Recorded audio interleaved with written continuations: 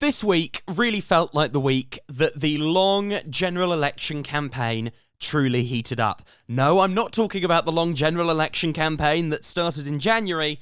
I'm talking about the even more incessant, more annoying general election campaign that will stretch from about now until roughly October, when the election is presumably called. I'm Toby. This is Political Paradigms. I'm joined by Sonny this week. Sonny, hello. Hello. Hello. Good to be here. We're missing a Theo, so he forgot Yeah, unfortunately. we were doing this, but also seems to have contracted a rather unpleasant mouth ulcer. So we thoughts and prayers for Theo this week. Yeah, if anyone's going to church sometime this week, could you light a candle for him? For the ulcer. And yeah, maybe at an altar for the ulcer. It's How fantastic would that be? It's a very somber occasion when Theo has an ulcer. I feel like he has an ailment every time he misses the pod. Or didn't he have? Yeah, 1 week he nearly missed the pod, and when he came on, he was like, "Yeah, I've inhaled a load of sand, so I can barely speak." It's really Theo's airways have a tough time of it. Anyway, lots going on. I'm having a bit of a tough time of it too, but anyway, lots going on. We will get through. Sort of the big landmark speeches of the week.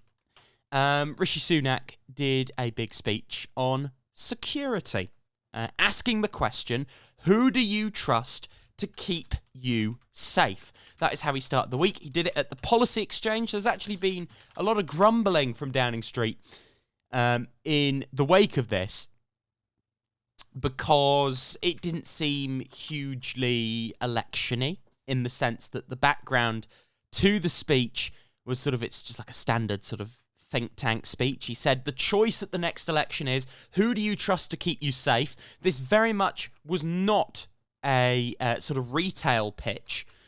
This was a security pitch. He talked about rising threats in the world. He talked about the government's commitments on defence spending, contrasting that with Labour, trying to make a dividing line on that by saying we've committed to raising defence spending. Labour haven't. They're just saying they will when we can afford to. It was an interesting speech. I found some of it broadly quite incoherent, because he kept sort of pitching himself towards, we're the party of the future, Labour are the party of the past, and then started going into the negative sort of angle of things, saying things like Keir Starmer's gone from embracing Jeremy Corbyn all the way to Natalie Elphicke, all in the cynical pursuit of power at any price, saying he wants lots of debates during the election, saying Labour could not be trusted to keep the country safe. Theo, does that message wash with the present state of British politics? What did you make of this? Oh, you mean Sonny? Did I say Theo? Oh, that's terrible. Sonny, what did you? Sonny, what did I'm leaving it in. Sonny, what did you make of? Does this wash? What do you think? I mean, it's kind of just like it's. I think all three of us probably agreed, and we've probably been on the same page for a very long time, that the Conservative Party is anything but blessed with kind of points that they could use in the election to show how, in their opinion, maybe great the last 14 years has been for the UK. I don't really see how the Conservative Party is the party of the future and Labour is the party of the past. I think that it would be the other way round, if anything. It just feels like the Conservative Party are just trying to do nothing really particularly it's not like they've really kind of come up with anything groundbreaking, except for the Rwanda plan, which has cost £500 million and not a single plane has left. Or even if 4 planes has left, it's like that's £500 million to move 400 people to Rwanda. I might just pay for an all-inclusive holiday for 17 years and that would be enough. So I don't buy it. I don't think anyone buys it, to be perfectly honest. I think it's just a bit strange, and I kind of understand probably the grumblings. It's not very election-y in some ways. Yeah. But no, I think it's so you've got the two Rishis, basically, which I thought was interesting about the speech. This bit I'm going to play now is sort of the first Rishi, and it's the optimistic tech bro. We're going to sort of fix all the problems and we've got the ideas. This was this part. Now, at some point in the second half of this year, we will all go to the polls and make a choice. Not just about Conservatives versus Labour or Sunak versus Starmer. It will be a choice between the future and the past. Now, I remain confident that my party can prevail, not because of our record alone, but because we will be the only party really talking about the future. And not with vague, lofty platitudes, but with bold ideas and a clear plan that can change our society for the better and restore people's confidence and pride in our country. And then we go into, like, you're in danger, only we can keep you safe, which I actually think is probably a stronger message on balance, because the optimism, we'll change things message just falls flat when any incumbent government, particularly an unpopular one, but any incumbent government, it doesn't really work. It makes you look weird when you say that. This whole pitch, the Tories poll less badly on national security than some other issues. They've not messed up in that area as much as they have in other areas. This was what Sunak had to say on that. I refuse to accept the doomsterism and the cynical narrative of decline that my opponents hope will depress people into voting for them. And I reject those who insidiously question our history and our identity. I believe in that innate confidence in ourselves that has always run through our island story. And just as we're proud of all that we created, invented, and discovered in our past, so we can be confident and optimistic about what we will achieve in our future.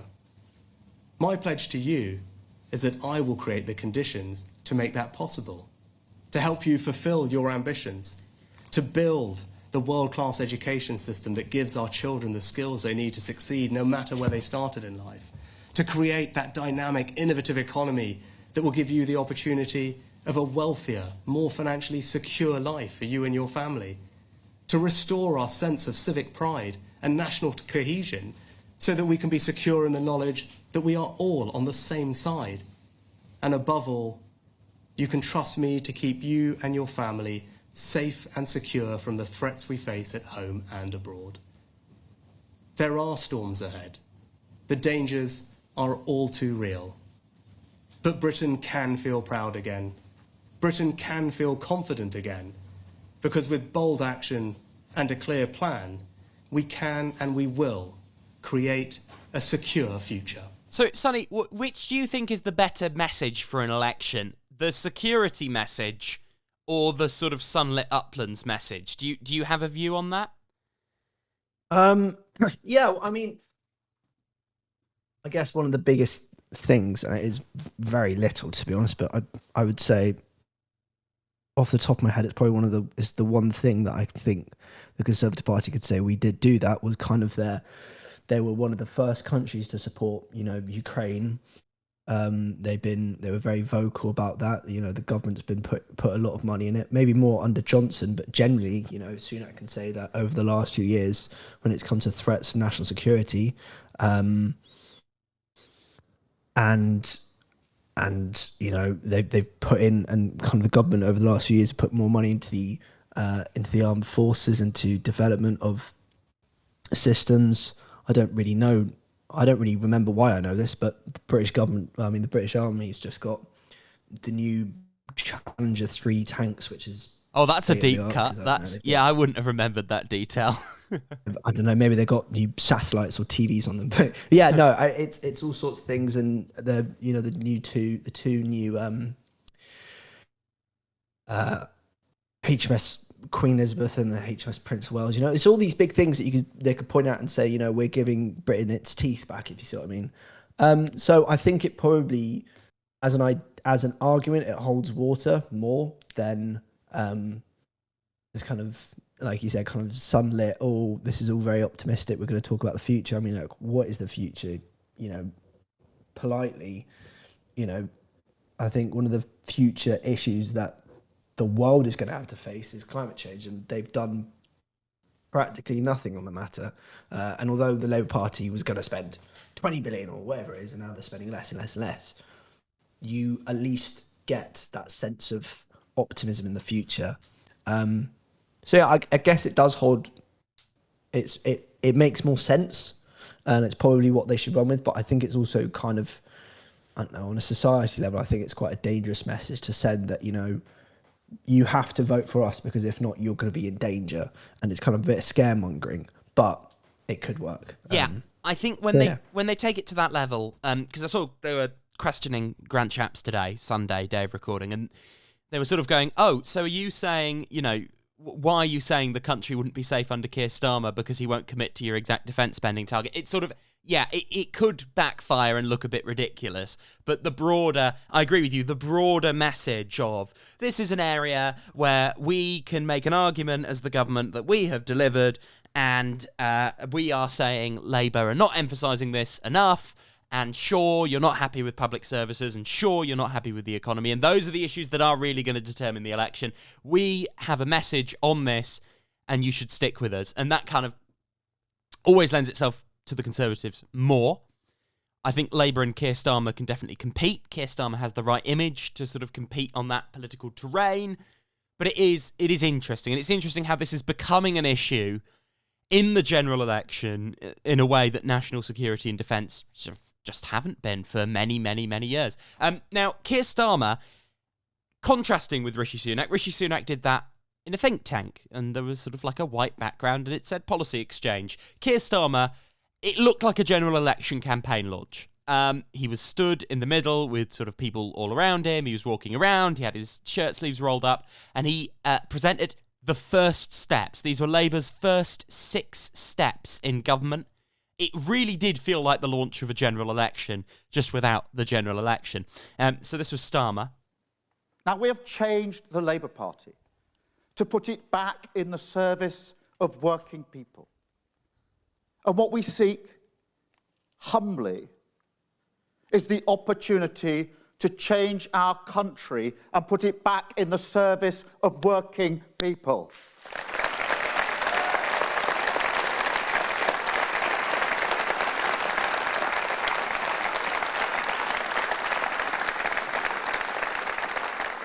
And I'm not going to give you gimmicks. There's no quick fix to the mess that the Tories have made of this country. But this is a changed Labour Party with a plan to take us forward. And I have ambition for this country. And like all ambition, that starts with first steps. First steps towards higher growth, an NHS back on its feet, secure borders, cheaper bills, safer streets, and opportunities for your children. So looking at the first steps, we have got 1, deliver economic stability. 2, cut NHS waiting times. 3, launch a new border security command. 4, set up Great British Energy, which is a publicly owned energy company. 5, crack down on antisocial behaviour. And 6, the only one with sort of a pure target, recruit 6,500 new teachers. And that is in my Apple Wallet, because I'm a nerd, so I downloaded the digital Labour pledge card. Sonny, what do you make of this? I love that. Yeah. No, I mean, sorry, I think that's absolutely brilliant. Yeah, I've got I know this is true because it's in my Apple Wallet. I'll have you know. Yeah, it's not 1997. We're not doing the physical cards. It's an actual digital. It can go in your Apple or Google Wallet. Would you believe it? Yeah, but maybe now you're going to look like you're taking a political allegiance, Toby. Deeply partisan. Yeah. What happens when the Daily Mail is going to write an article about you? Taking sides and proclaiming the rise of the Communist Party in the UK. Political paradigms has fallen to the woke mob. You heard it here first. Oh, I love it. Absolutely love it.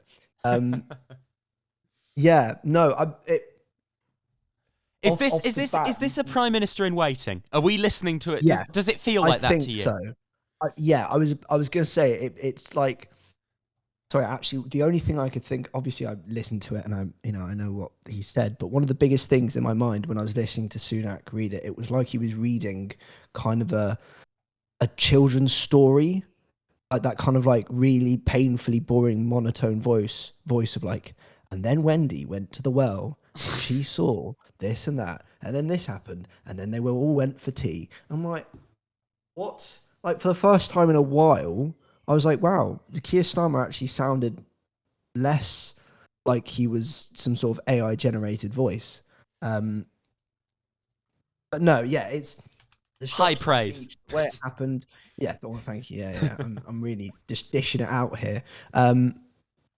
It all felt very much like a prime minister in waiting, the party setting out their manifesto pledges, and this is what we're going to battle on, and this is what we're going to do here and there. So yeah, and I think Sunak is. I don't know what Sunak's trying to do. To be perfectly honest, it's all a bit. He's got a myriad of ideas which seem to not really do anything. Yeah, it does feel more like a prime minister in waiting. Sunak is not an election-winning leader. I think Sunak is the kind of politician that would be fine as sort of leader of a party in a situation where the party was doing well. Sunak is not who you want in like a political knife fight in an alleyway. He's just not. And look, the criticism of the Labour pledges here, and I think this is a fair criticism, and it's the criticism often levied at oppositions. It's very motherhood and apple pie. It's, we're going to fix the house, so we're going to do this, going to do that. It's not like a concrete manifesto. It's just this vague, we're going to do something kind of thing. And it's very low-hanging fruit. And you could have said the same for Sunak's 5 pledges at the beginning of 2023, though he didn't meet several of those pledges. This is all stuff you can see a Labour government doing. Can they hire more teachers? Yes. Can they get waiting lists down from where they are now? They can. They're already starting to go down a little bit.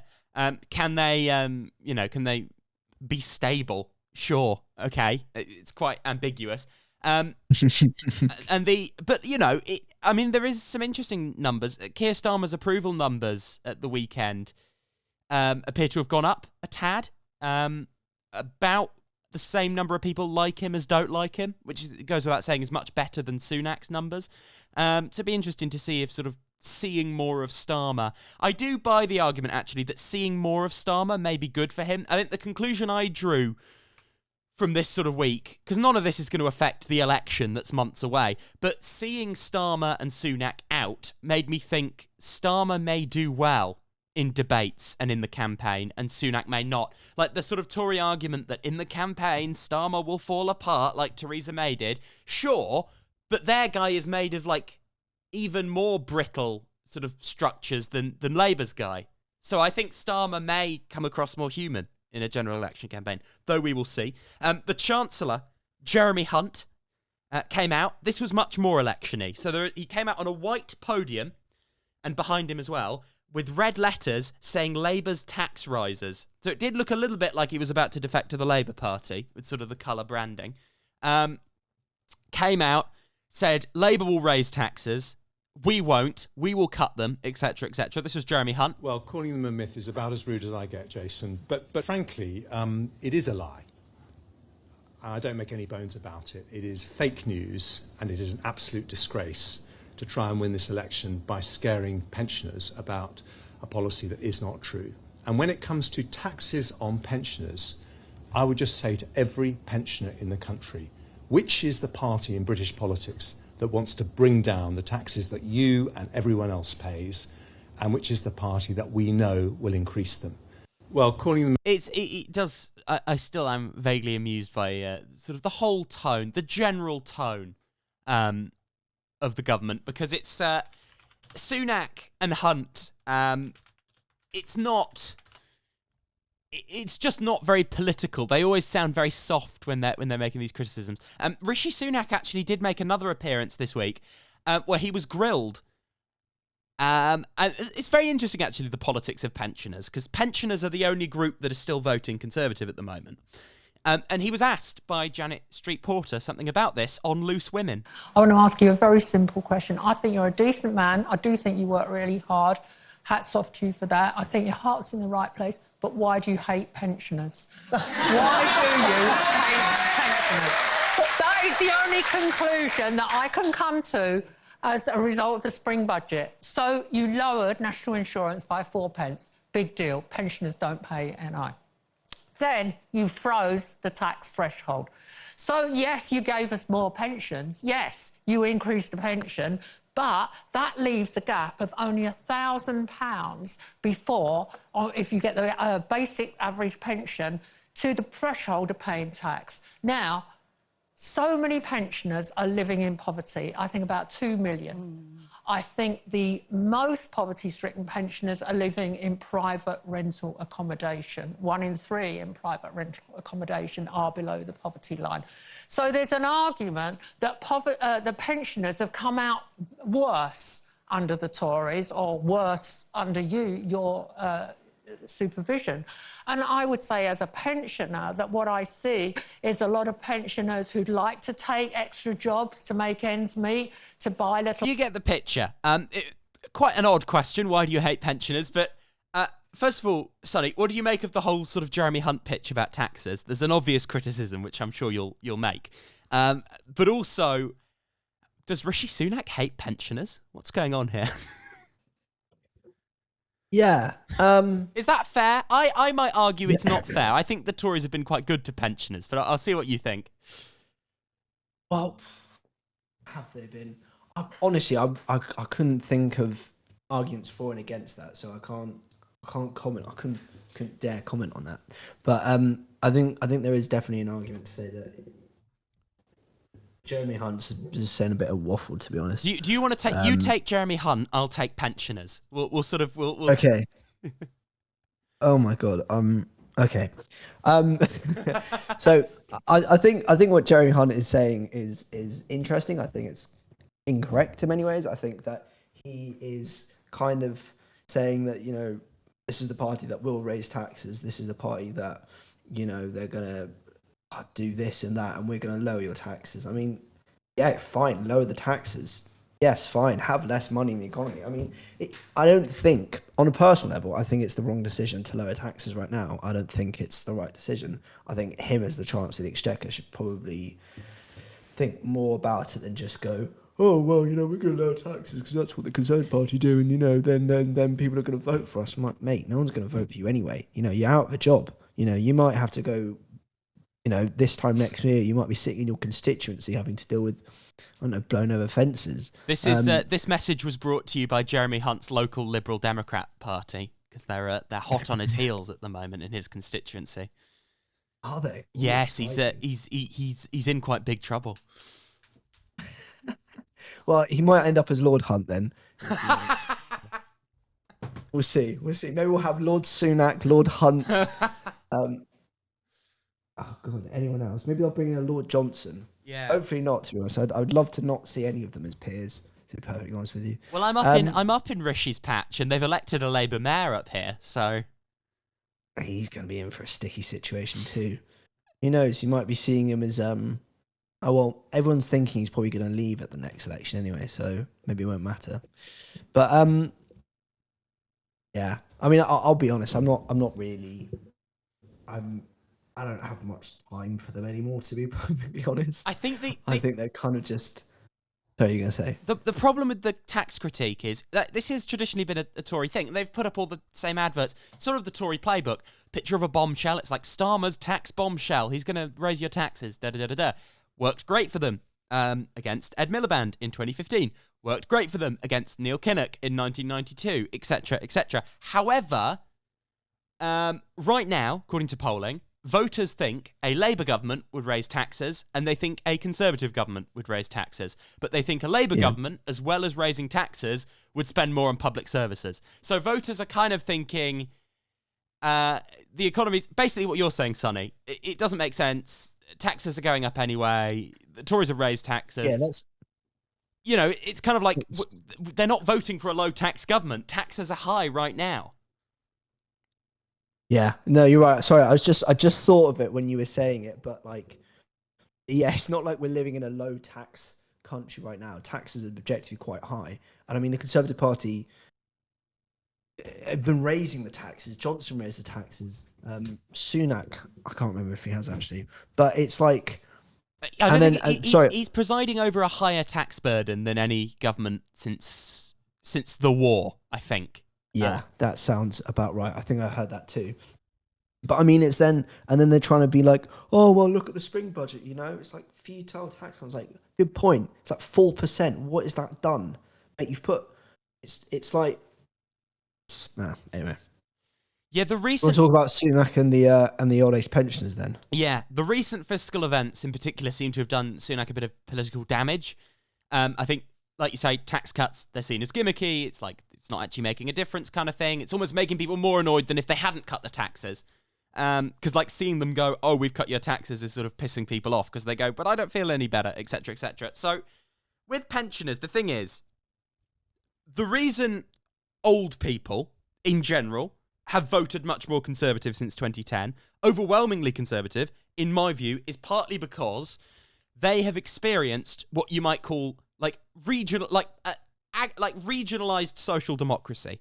Older people have experienced like socialist policies, while younger people have experienced, austerity and the rest. And people in the world of work. In 2019, people of working age voted Labour, which is a funny stat when you think about it. So if you had a job, you were more likely to vote for Jeremy Corbyn's Labour Party than the Conservatives. The Conservatives won because they won overwhelmingly among people who consistently vote, who don't work, who are old. And right now, that is the only demographic still sticking with them. And the thing with this is, I think older voters have done better under the Conservatives. They were more, although older pensioners in fuel poverty, things like that were obviously hit hard. On an aggregate, pensioners were more insulated from austerity. They obviously didn't feel things like the clampdown on benefits. They obviously are not bothered by low economic growth if their pensions are going up with the triple lock. So I think there is a strong case to be made that the pensioners have had it pretty good under the Conservatives. Yeah. And under Labour, they may not have it as good because Labour is obviously, because of their coalition, going to look at things on housing, going to look at things on the tax burden, maybe rebalancing things a little bit more towards the working age population, because a Labour government will be elected by younger workers and people in their 40s and 50s, basically non-pensioners. Pensioners will be probably the only age group that didn't vote for this incoming Labour government. And that will be when the Tories get like 30% or whatever, in 2024, that will mostly be people who aren't working, who are on pensions, who've done quite well. And there's a logical reason that they might decide to vote Conservative despite everything going on. So I guess it's interesting. Am I saying that maybe pensioners are being too harsh on the Conservative? I think I kind of am. From the perspective of pensioners, I mean, what do you... You're sticking up. I think you're sticking up for little battered blue boys. Yeah, if you're like 80 and you have like the triple lock and everything, I think Rishi Sunak's not... Yes, there was one thing. The last budget didn't go their way because what the criticism was, the tax cut was positioned at workers, which is true, but that's because they're losing workers. They need some workers to vote for them to win the election. But it's fascinating, right, that like they get it in the neck because they did one thing targeted at like people in the actual workforce. Yeah, I mean it's a funny one. I think but you make a very good point that the kind of the pensioners are this own little group, kind of very weirdly affected differently. I mean, they're still affected by the same things like the cost of living crisis. Yes, but big time. Like you said, yeah, obviously, and the if they're renting, the prices of housing is also going up. So all those things still massively affect them, and if anything more because a lot of them are retired. But it is interesting that it is true that pensioners have had a pretty reasonably well off time under the Conservatives. So sad to see that they're being picked on the Conservatives. I could never understand why. They're just joining in. It's like they're losing their last group. It's like if Labour were losing like students or something. It's like it's when it's the end of the line. Do you know what I mean? Yeah, it's almost funny to see. If anything, it kind of is. But I think it is. Yeah, it is kind of just like the end. It's just the end. I mean, I don't know what else to say, to be honest. What you're telling me is it's curtains. It's never been more over. It's curtains, and they're already shutting down the theatre, and they're already putting the chairs out. They're already don't know, turning it into Weatherspoons, you know? Oh, I do like a Weatherspoons. I was at a Weatherspoons yesterday, you know. Oh, I can't do Weatherspoons. I actually got kicked out one. What did you do? I don't know if I can. I don't know if nothing serious. Nothing serious. Don't tell us. But as long as we know it was nothing too serious. No. Honestly, it was nothing bad. It was nothing bad. It was. I mean, I'm kind of overacting. I wasn't kicked out. I was just asked to leave because they thought I was with some friends who weren't my friends, but they thought I was like part of this rowdy group. I was just there trying to enjoy my pint of Guinness. So I like to say I got kicked out of Weatherspoons, but I'm just like the Conservative Party. I'm just kind of making things up as I go along now. You took the credit for other people's rowdy behaviour, essentially. Yeah, because you're like, I got kicked out of Weatherspoons. You know what I'm saying, mate? You know what I'm saying? Oh, tough geezer. He's well hard No, in. I'm not. Yeah. I live in Norwich. I'm very not tough. Looking at the political week ahead, the infected blood scandal, huge story. The report on that is coming out. There's a lot of sort of cross-party discussion about that. Obviously, nothing really to do with the election, but big political story to watch in Westminster with huge sort of unimaginable human cost. So we'll be hearing about that through this week. Beyond that, I guess it's a case of waiting and watching and seeing if this weird general election vibe continues of like the party leaders being out more campaigning. I mean, how can we take 6 months of this? I don't know. Also, a bit of a rumour. There was a rumour in the Financial Times that when the inflation figures come out and it looks like we've hit 2%, Rishi Sunak will sort of get in front of Downing Street and go, "That's it, lads, we're having an election." I don't buy this. I'm on Team November. I think Theo's on Team January. I don't know what team you're on, Sonny, but I don't buy the idea he's going to call an election this week. I mean, I'll believe that when I see it. I don't buy that. I'm on team. I'm going to start drinking now and then only stop when the election starts. You may not. You may not 3 months survive. of me of blood. Yeah, you may not survive. You'll get obviously not. Do not drink. It's bad for you. No. If you do, drink responsibly. In moderation. Glass of wine. That's okay. As long as you're an adult. Sonny, thank you for joining me. And you, me, and Theo will be back to unpack the week next week, I'm sure.